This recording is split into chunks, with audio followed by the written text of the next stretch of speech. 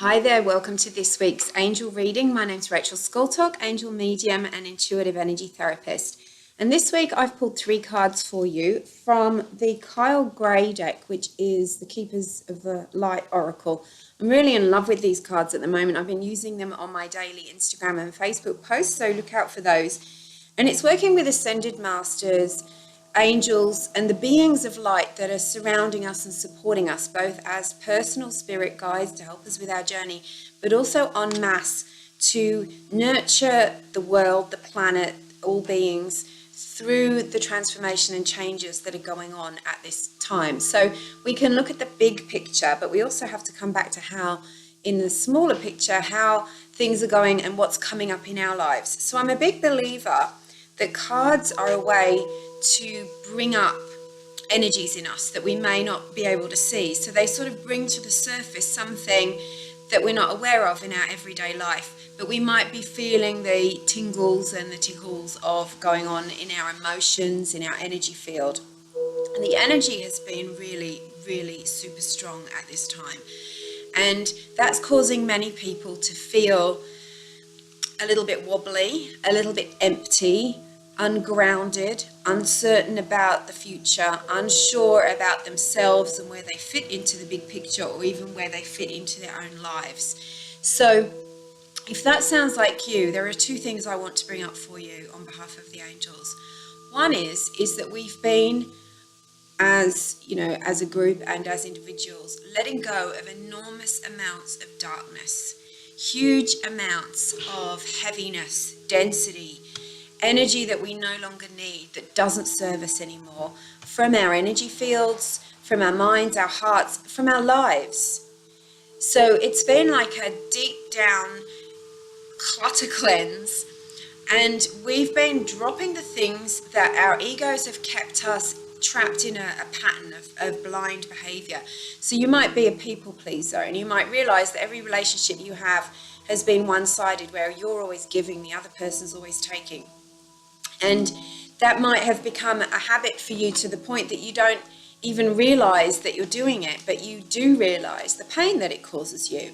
Well, during the recent shifts we've been going through, anything like that comes up into your consciousness, it's going to come up really big. So you might have been feeling really tired, really exhausted, really over certain relationships, and you might have said bye-bye to something or somebody, or you might have had a great awareness. That journey is part of the letting go, because you've got to feel it to heal it. It comes up in your energy, you see it, and you act out in some way.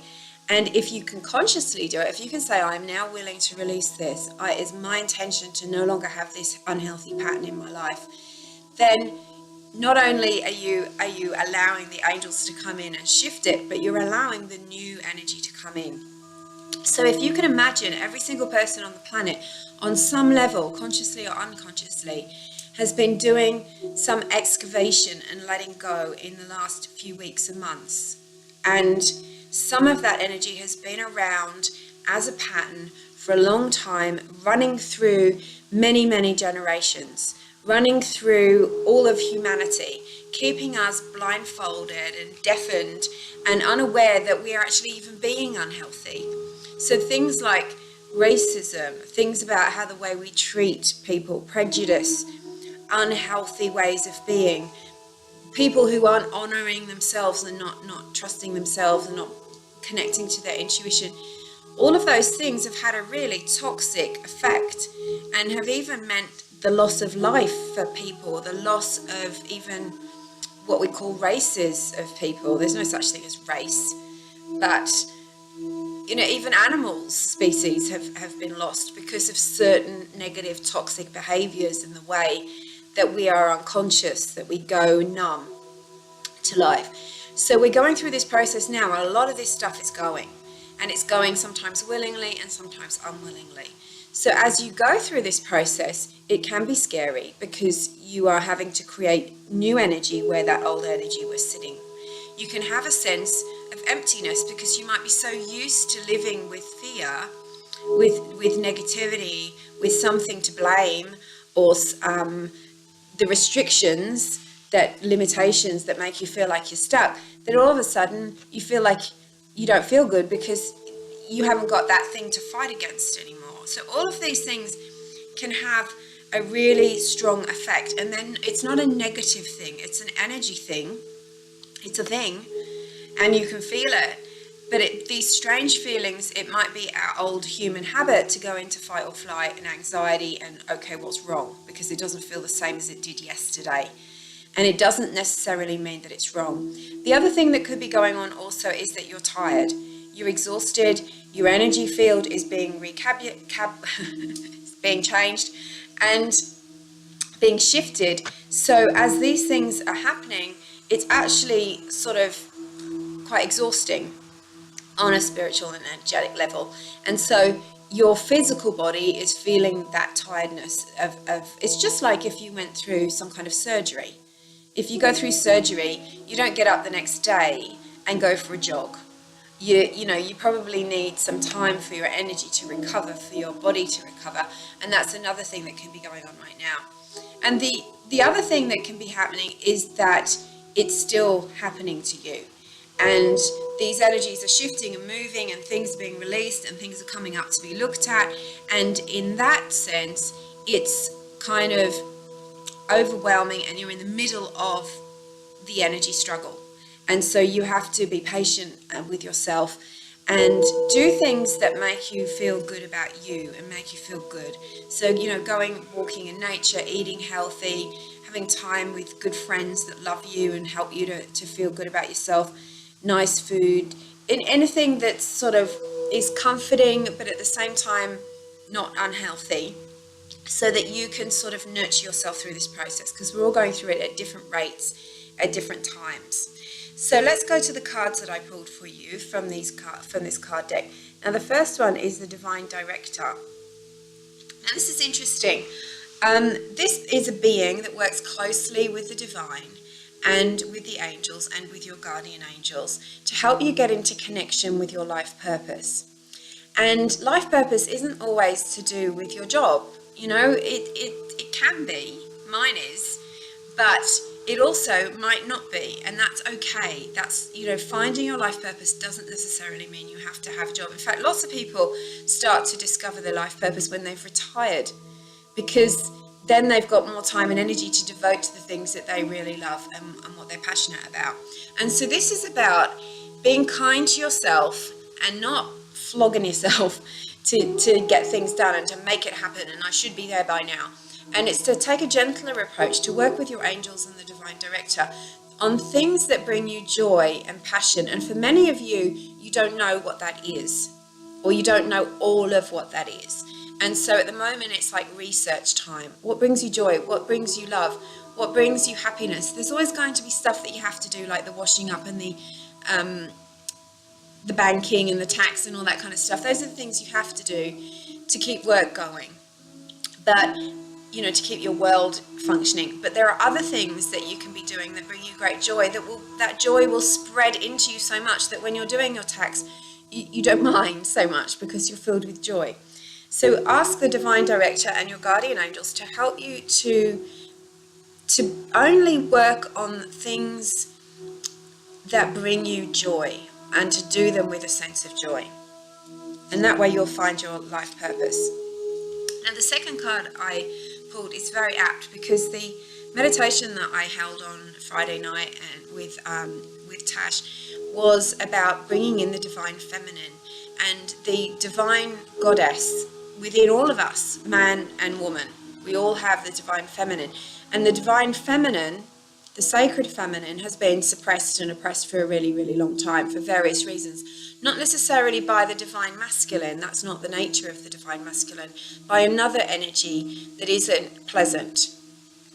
And so it masquerades as a kind of authoritarian, control, negative, angry, think of things like big corporations that take over land and build factories, that kind of thing.